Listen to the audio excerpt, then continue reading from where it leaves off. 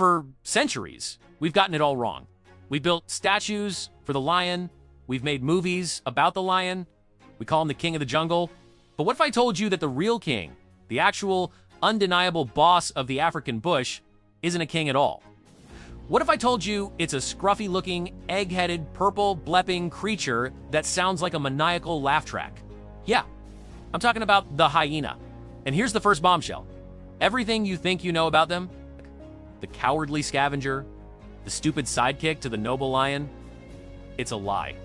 Because lurking behind that goofy grin is an animal with a social structure more complex than high school mean girls. Jaws strong enough to crush a giraffe's femur, and a strategic mind that makes them the mafia of the savannah. Today, we're going to find out why the hyena doesn't just survive. It dominates. And trust me, by the end of this video, you're going to look at them a little differently. Let's address the elephant in the room. Or the elephant-shaped lie in the room. Disney's The Lion King. Iconic movie. Terrible biology lesson. They portrayed hyenas as skulking, dim-witted henchmen who eat garbage and answer to a murderous lion. Here's the reality check. That laughing sound you hear? It's not because they're stupid. It's actually a highly sophisticated communication system. They're not laughing because they're happy. They're basically shouting their identity, age, and social status across the radio waves of the savannah. One pitch of a giggle can mean, hey, hurry up, food's here. And another can mean, back off, that's mine.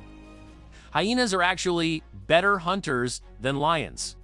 In many parts of Africa, the spotted hyena kills up to 95% of the food it eats.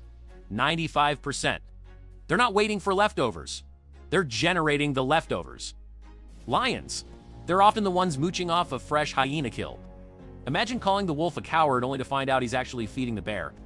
That's the dynamic we've missed. So, if they're such great hunters, why do they look like they're constantly losing a fight with a tumble dryer? And why do they operate in such massive, noisy groups?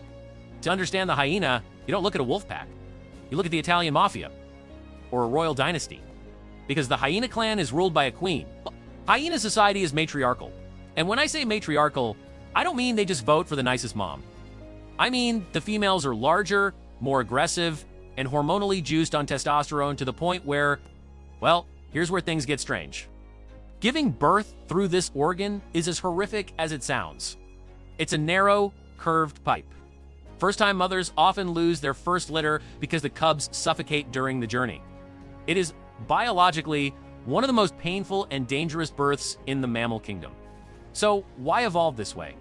Scientists believe this extreme anatomy is a direct result of their cutthroat social structure.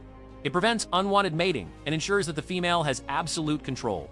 In hyena world, the female holds all the cards. Okay, so they're organized, they're matriarchal, they're excellent hunters, but are they smart? You've probably heard that. Primates are smart, dolphins are smart, crows are smart. But the hyena? In studies of social intelligence, they rival primates. Think about it. To survive in a clan of 80 individuals, you need to know who your friends are, who your enemies are, who owes you a favor, and who you can push around. You have to remember the voice of your aunt who left the clan 2 years ago. You have to keep track of alliances. When a clan goes to war with a neighboring clan, and yes, they have turf wars that make the Sharks and the Jets look like a picnic, they don't just rush in. They gather at the border and they whoop. They call out. It's a roll call. If the other clan is bigger, the smaller clan retreats. No bloodshed. It's a negotiation. But if they're evenly matched, it's on. And the battles are brutal. They will specifically target the leaders. If they can kill the queen of the rival clan, the rest of the clan falls into chaos and they absorb the territory. It's strategic warfare. This is the image we know. A lone lioness standing over a kill, facing down a pack of cackling hyenas. We're conditioned to root for the lioness. She looks brave, she looks noble, protecting her meal from the vultures. But flip the script to the hyena, the lion is a terrorist. A big, lazy, orange terrorist who shows up with no invitation. Steals your hard-earned dinner, and if you're not careful, will kill your children just to eliminate the competition. Lions don't just eat hyenas to survive. They kill them to remove the competition for the next meal. It's premeditated. So the hyenas adapted. They realized that when 1-on-1, they lose, but if you have numbers, if you have a clan of 30, 40, 50 individuals, suddenly the lion isn't a terrorist. He's just a guy with a target on his back. What happens next is the ultimate power move. Hyenas have learned to target lion cubs. If a hyena finds a lion cub alone, it's over. They do it to cull the next generation of their enemy. Lions know this. So, when a male lion takes over a pride, the first thing he does is try to kill any hyenas he finds. It's a vicious cycle. But in this war, the hyenas have a secret weapon: endurance. A lion is a sprinter, a Ferrari. Fast, powerful, but overheats quickly. A hyena is a diesel truck. It can trot at 10 miles per hour for hours, covering 25 miles a night looking for food. They don't need to outrun the lion. They just need to outlast them. They'll harass a pride of lions for hours, keeping them awake, nipping at their heels, until the lions get fed up and leave, abandoning their kill out of sheer exhaustion. They don't win with strength. They win with strategy, patience, and numbers. There's one more secret. They're incredible mothers. In the harsh world of the savannah, where a lion will kill your kid and a drought can wipe out your food supply, the hyena clan survives because of the bonds between the females. The hyena cub is born black-furred and blind, like a puppy. And for the first few months of its life, it lives in a communal den. And here's the beautiful part.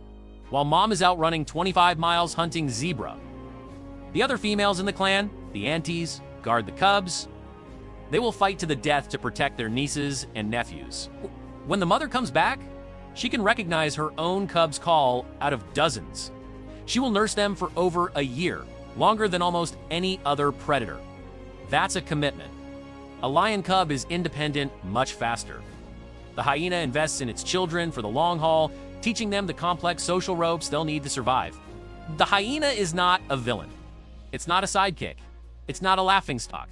It is the ultimate testament to the idea that in nature, survival doesn't go to the strongest or the fastest. It goes to the smartest. But what do you think? Is the hyena the most underrated animal in the world?